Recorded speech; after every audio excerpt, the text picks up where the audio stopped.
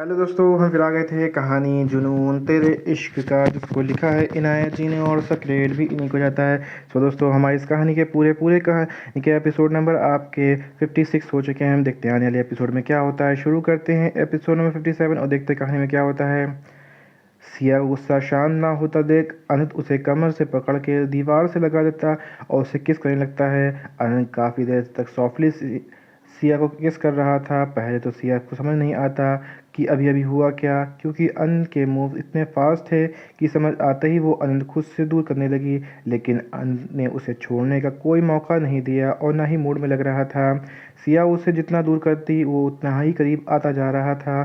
थोड़ी देर के बाद सिया को सांस लेने में तकलीफ हुई तो उसने उसे छोड़ दिया, लेकिन खुद से दूर नहीं किया।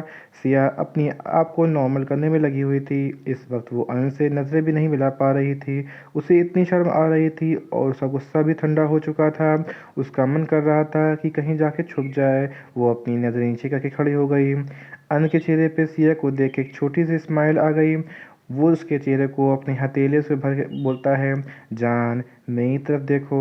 लेकिन सिया की हिम्मत ही नहीं हो रही थी कि उससे नज़रें मिलाने की। वो वैसे ही रहती है। अनंत फिर से बोलता है, जान प्लीज़ एक बार देखो मेरी ओर। लेकिन सिया टस से मस नहीं होती। अगर तुमने अब मेरी ओर नहीं देखा तो मैं तुम्हें फिर से किस कर लूँगा, अनंत शरारत से बोला। उसकी बात सुनते ही सिया तुरंत उसकी अपनी नज़र उठा के उसकी ओर देखती है और दोनों की नज़रें आपस में मिलती हैं। सिया की आंख नम हो चुकी थी। अनंत उसको गले लगा देता है और बोलता है, बच्चा तुम रो क्यों रही हो? अगर तुम्हें मेरी किस करना बुरा लगा तो मैं आगे से किस नहीं करूँगा। आई एम सॉरी जान। और उसे छोड़ देता है और जाने लगता है। सिया उसको पीछे से हक कर लेती है और बोलती है, तुम बहुत बुरे हो इडियट। मैं इसलिए नहीं रो रही थी कि तुमने मुझे किस किया, बल्कि इसलिए कि तुम मुझे छोड़ के गए। कैसे छोड़ गए? कैसे हिम्मत कैसे हुई तुम्हारी, वो भी मुझे बिना बताए? और वहाँ जाके भी मुझे कितने दिन बाद कॉल किया था तुमने? पता भी है मेरी क्या हालत हो गई थी इतने दिन में। अनंत सिया की ओर मुड़ा और उसे गले लगाकर उसके सिर पे एक जेंटल की तरह किस करके बोला, आई एम सॉरी जान, काम बहुत ज़रूरी था इसलिए मुझे जाना पड़ा। वहाँ जाते ही मैं बिज़ी हो गया क्योंकि प्रॉब्लम काफ़ी बड़ी थी, इसलिए तुम्हें कॉल नहीं कर पाया। अब मुझे माफ़ कर दो प्लीज़, आगे से ऐसा नहीं करूँगा, गलती से भी नहीं। सिया उसकी बात सुन के सीने मारते उसे गले लगा लिया। वो दोनों काफ़ी देर तक एक दूसरे को गले लगे रहे। उनके प्यार भरे लम्हे को ख़राब करने का काम किया गोलियों की आवाज़ से। एकदम से वो दोनों एक दूसरे से अलग हुए। घर के बाहर कुछ नकाबपोश में थे जो गोलियां चला रहे थे। तभी एक गोली सिया की तरफ आती कि अन जल्दी से एक्शन लेते हुए उसे अपनी ओर खींच लिया और सिया बच गई। दोनों छुपने के लिए जगह ढूंढते रहे। अन सिया को लेकर सेफ जगह छुपता है और जल्दी से आदिल को कॉल करने लगता है, लेकिन आदिल का कोई रिस्पॉन्स नहीं आ रहा था। अनसिया से मिलने के लिए अकेले ही आया था, ना ही वो अपनी गन लाया था और ना ही अपने साथ बॉडीगार्ड को। अपने एक बॉडीगार्ड जिसका नाम सूरज होता है उसको कॉल करके बुलाता है। सूरज तुरंत वहाँ से निकल गया था। तब तक वो नकाबपोश भी घर के अंदर घुस चुके थे। अनंत सिया को छोड़कर वहीं जाने लगता है। सिया काफ़ी डर गई थी। वो अनंत का हाथ पकड़ के रोकती है, लेकिन अनंत बोलता है, कुछ नहीं होगा मुझे बच्चा, चाहे जो हो जाए तुम यहाँ से बाहर मत आना, तुम्हें मेरी कसम। सिया अपने मुंह पे हाथ रख लेती है और उसकी आवाज़ बाहर ना जा पाए। अनंत उन लोगों की ओर बढ़ता है। एक आदमी उस रूम में एंटर करता है अपनी गन हाथ में लेकर, लेकिन अनंत उसके हाथ में मार के उसकी गन को गिरा देता है और गन लेके उसे शूट कर देता है। सिया ये सब देख के और भी ज़्यादा डर के कांपने लगती है। गन पे साइलेंसर लगा होने के कारण किसी को भी गोली की आवाज़ नहीं आ रही थी। अनंत आगे बढ़ता है कि एक आदमी उसकी ओर गन पॉइंट के खड़ा हो जाता है और तब तक बाकी आदमी वहां आ जाते हैं। अब अनंत के पास बचने का कोई रास्ता नहीं था, लेकिन फिर भी उसने लड़ने की कोशिश करता है कि तभी एक आदमी उसकी ओर पॉइंट करते हुए शूट करने लगता है, लेकिन वो अपनी गन का ट्रिगर दबा पाता उससे पहले ही सूरज अपनी गन का कमाल दिखा देता है और वो आदमी ज़मीन पर गिरा होता है। तब तक बाकी के बॉडीगार्ड भी बचे लोगों को पकड़ लेते हैं। अनंत सूरज को गले लगा लेता है और वह, वाह भाई एकदम हीरो वाली एंट्री करी है तुमने। आज तो तू टाइम पे आ गया, नहीं तो अभी मुझे यमराज लेके जा रहे होते हैं, मैं अपनी अनारकली से दूर हो जाता। उसकी बात सुनकर सूरज स्माइल करता है और बोलता है, सर ये तो मेरा फ़र्ज़ था। तभी अनंत को सिया ख्याल आता है और वो उसकी ओर बढ़ जाता है और सिया को उन लोगों को और सिया और उन लोगों को वहाँ से ले जाने को बोलता है। सिया काफ़ी डर गई थी अनंत उसे चुप करवाते हुए, और उसके थोड़ा नॉर्मल होने पर उसका सिंघानिया मेंशन ले आता है। सिया को वहाँ छोड़ के अनंत ऑफिस के लिए निकल जाता है। ऑफिस पहुँच के वो सीधा आरव के केबिन जाता है और सीधा आरव को गले लगाता है।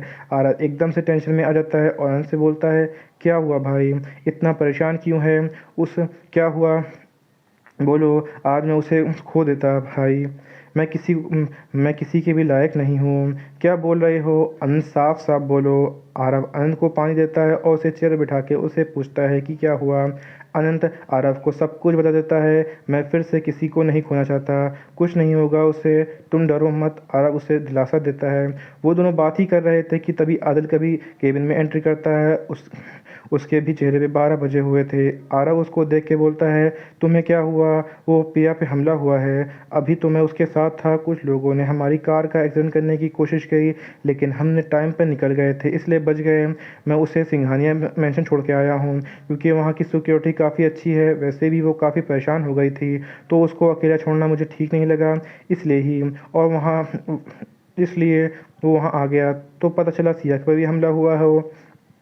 हो क्या रहा है, कुछ समझ नहीं आ रहा है। ये किसकी इतनी हिम्मत है ये सब करने की? सिर्फ सिया और प्रिया नहीं, आनंद पे भी हमला हुआ है। अमन अंदर आते हुए बोला। उसकी बात सुन के तो सबके ज़्यादा परेशान हो जाते हैं। किसी ने घर पे घुस के गैस के पाइप में आग लगाने की कोशिश की है, लेकिन किस्मत अच्छी थी तो बच गए। लेकिन मेरा पूरा घर ब्लास्ट हो चुका है। मैं भी उसे सिंघानिया मेंशन छोड़ के आया हूँ। ये क्या हो रहा है? आरव बोलता है, पहले सिया, फिर प्रिया, अब आनंद। तभी अनंत एकदम से बोल पड़ता है, सनम।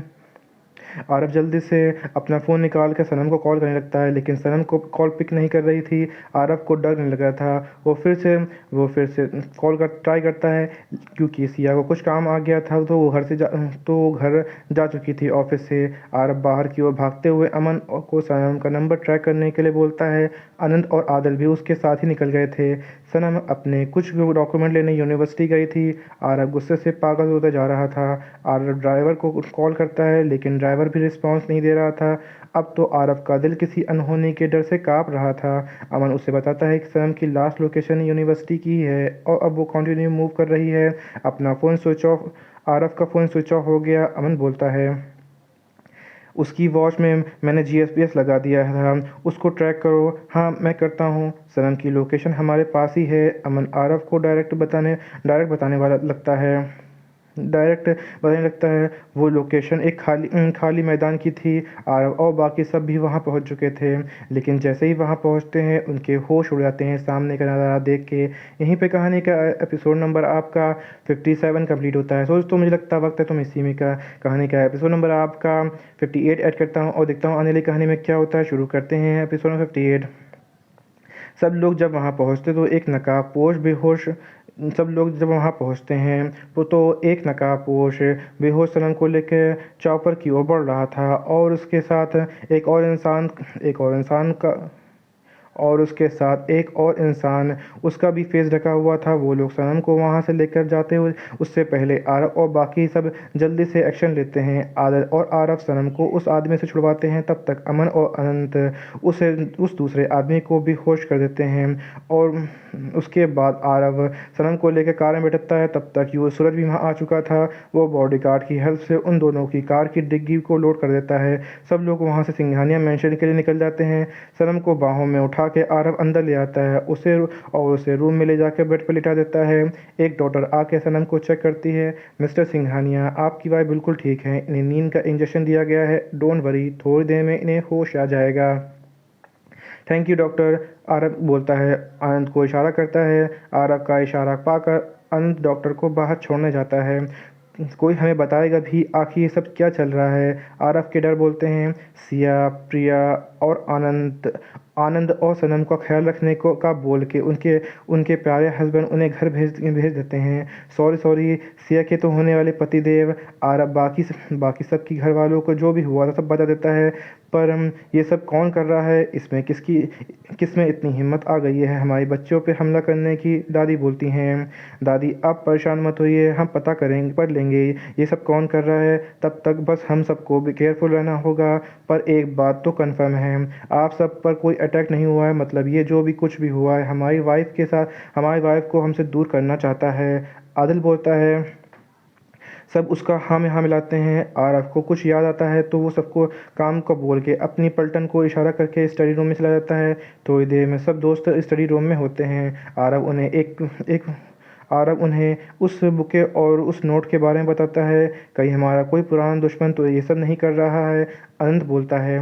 लेकिन उसकी दुश्मनी तो हमारे साथ हुई है, फिर हमारी वाइफ को क्यों नुकसान पहुंचा रहा है? इस बात पर कोई शक नहीं है कि वो सब हमारी जान है। अगर उन्हें तकलीफ हुई तो हम भी उतना ही दर्द में होंगे, शायद इसलिए उसने उन सबको अपना टारगेट बनाया हो। अमन बोलता है। उसका मोटिव सिर्फ हमें तकलीफ देना है। अनंत बोलता है। पर जो भी हमें जल्द ही उसका पता लगाना होगा, इससे पहले कि बहुत देर हो जाए। थोड़ी देर बाद सनम को भी होश आ जाता है। एक सर्वेंट आके आरव को इन्फॉर्म करता है। आरव उसकी बात सुनकर अपने रूम में आता है और उसके साथ बाकी लोग भी। आरव सनम को गले लगा लेता है और उसे फोरहेड पे एक सॉफ्ट किस करता है। उसका दिल ही जानता है कि सनम नहीं मिल रही थी तो उसका क्या हालत हो गई थी। उसके दिल के हज़ार टुकड़े हो गए थे। उसे पहली बार डर लगा था अपनी लाइफ में। मैं ठीक हूँ सनम, मैं ठीक हूँ, सनम ने हौले से बोला। आरव कुछ नहीं बोलता, बस उसे खुद से गले लगाए रहता है। वहीं बाकी सबकी प्रेजेंस में सनम शर्मा रही थी। वो आरव को अपनी आंखों से इशारा करती है, लेकिन आरव को छोड़ने की जगह और कस के पकड़ लेता है। भाई अपना ये रोमांस बाद में भी कर लेना, बीवी तेरी ही है, कहीं कहीं नहीं जाएगी। थोड़ा हम जैसे सिंगलों पर भी दया करो। आनंद बोलता है। हाँ, सिया के साथ तो भी भजन करता है। आरव आरव आनंद को जवाब देता है। उसकी बात सुन के आनंद झेप जाता है और इधर उधर देखने लगता है। वहीं सिया का तो मन कर रहा था कहीं जाके छुप जाए, जहाँ कोई ढूंढ ना पाए। तभी आनंद बोल पड़ता है। जब तक मुझे परमानेंट लाइसेंस नहीं मिल जाता तब तक तो सिर्फ भजन ही करने हैं। इसकी इस, इसका ये बाउंसर भाई तो मुझे खाने को तैयार रहता है। अनंत आदिल को देखते हुए बोलता है। और सबसे बड़ी बात यह है कि ये भाई बहन भी अपने भाई की धमकी देते रहते हैं। और सबसे बड़ी बात यह है, भाई की बहन भी अपने भाई की धमकी देती रहती है। मुझे तो लगता है किसी दिन सच में मेरी हड्डियाँ टूटने वाली हैं। वहीं उसकी बात सुन के सिया का दिमाग घूम जाता है और वो बोलती है, अच्छा इतना ही डर लगता है तो आए क्यों थे? मैंने थोड़ी बुलाया था तुम्हें। और उन दोनों की चूहे बिल्ली की लड़ाई शुरू हो जाती है। खबरदार जो मेरे भाई के कुछ बोला भी तो। मेरे भाई मेरी जान है, समझे तुम? पर मेरी जान तो तुम हो। अनसिया की आंख मारते हुए बोलता है। सब लोगों के फेस पे उस क्यूट सी स्माइल आ जाती है। थोड़ी देर में दोनों की फाइट अच्छे से शुरू हो जाती है। अनंत बोलता है। मैं तुम्हारा सिर फोड़ दूंगा, मैं तुम्हारा मर्डर कर दूंगी, परमानेंट खेल खत्म एक ही बार में। सिया गुस्से में बोलती है और इतना बोल के रूम से बाहर चली जाती है। और पीछे पीछे अनंत भी। ये दोनों अभी भी बच्चे हैं, देखो कैसे लड़ रहे हैं। क्या इनकी क्या शादी करवाएं हम? आदिल बोलता है। अभी सर फोड़ रहे हैं, बाद में पता नहीं क्या करेंगे। आदिल कहता है। वो उससे लड़के नहीं गया, बल्कि सिया का ध्यान इन सब से हटाने के लिए कर रहा था। देखा नहीं तुमने कितना डरी हुई थी वो अमन बोलता है। हाँ, मैं जानता हूँ। और ये भी कि सिया को आनंद से बेटर कोई नहीं मिल सकता। आदिल कहता है। अच्छा ये सब छोड़ो, आरब कहता है। सर ये सब छोड़ो सनम, ये सब कैसे हुआ? सनम कुछ याद करते बोलती है। जब मैं अपने डॉक्यूमेंट लेके यूनिवर्सिटी से बाहर आई तो एक नकाबपोश ने मेरा हाथ पकड़ के मुझे ज़बरदस्ती कार में धकेल दे दिया। मैं हेल्प के लिए चिल्लाने लगी पर कोई नहीं था वहाँ जो मेरी हेल्प करता। उन लोगों ने मेरे हाथ पैर भी बांध दिए थे और मुँह पे टेप लगा दिया। थोड़ी देर बाद उन लोगों के पास एक कॉल आया। शायद वो लोग मुझे इंडिया से बाहर ले जाना चाहते थे और वो लोग ये सब किसी के कहने पे कर रहे थे। और वो शायद मुझे पेरिस ले जाने वाले थे। फिर हम थोड़ी देर में एक खाली मैदान में पहुंच गए जहां एक चॉपर था। उन्होंने मुझे बाहर निकाला। मैं उनकी पकड़ से भागने लगी तो उन्होंने मुझे एक इंजेक्शन दे दिया। उसके बाद मुझे नींद आ गई और उसके बाद मुझे कुछ याद नहीं।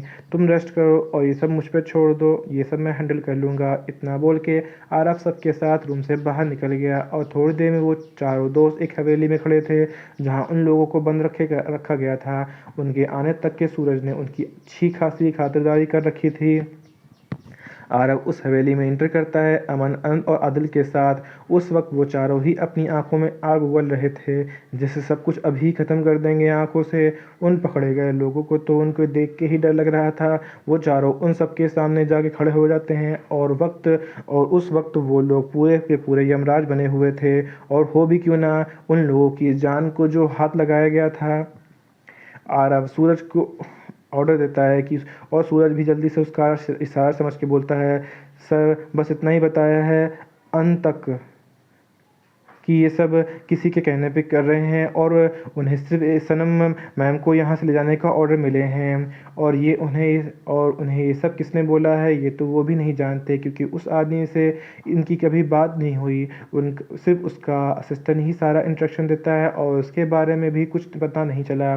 जब इनको कुछ पता ही नहीं है तो इनको क्या काम, थोड़ा धरती से बोझ ही कम करो सूरज। वैसे ही बहुत सारे जानवरों को टाइम से खाना नहीं मिलता है, तो उनका थोड़ा पेट भर जाएगा, उतना बोल के अरब वहाँ से निकल जाता है। वहीं वो लोग डर से अपनी जान की भीख मांगने लगते हैं कि किसी को कोई फ़र्क नहीं पड़ता। वहीं एक आदमी की तो डर से पैंट भी गीली हो जाती है। थोड़ी देर में सूरज भी अपना काम ख़त्म करके मिशन पहुंच जाता है। यहीं पे कहानी का एपिसोड नंबर आपका 58 कंप्लीट होता है। सो दोस्तों, आपको एपिसोड नंबर 58 कैसा लगा हमें कमेंट करके ज़रूर बताइए। कहानी कोई ऐसा आइश ऐसा भाग जो आपको समझ में ना आया हो, आपको और पता लगा हो, तो भी हमें कमेंट करके ज़रूर बताइए। कहानी अच्छी लगी तो उसको लाइक कीजिएगा, शेयर कीजिएगा, चैनल को सब्सक्राइब करिएगा ताकि आपको हमारी आने वाली अगली वीडियो अब तक आसानी से पहुँच सके। सो दोस्तों, हम फिर मिलेंगे एक नई वीडियो के साथ, एक नए एपिसोड के साथ। तब तक के लिए मुझे इजाज़त दीजिए। धन्यवाद दोस्तों।